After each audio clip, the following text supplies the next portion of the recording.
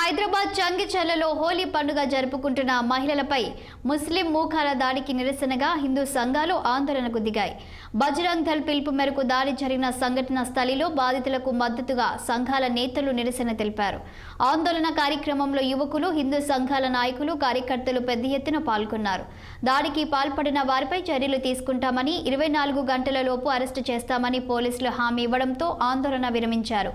ఇక దాడికి పాల్పడిన వారిపై కఠిన చర్యలు తీసుకోవాలని బీజేపీ, హిందూ సంఘాల నేతలు డిమాండ్ చేశారు.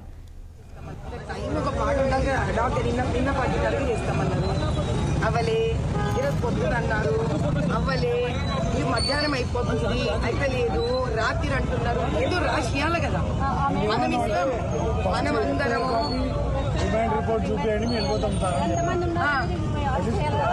ఫస్ట్ 11 తెచ్చి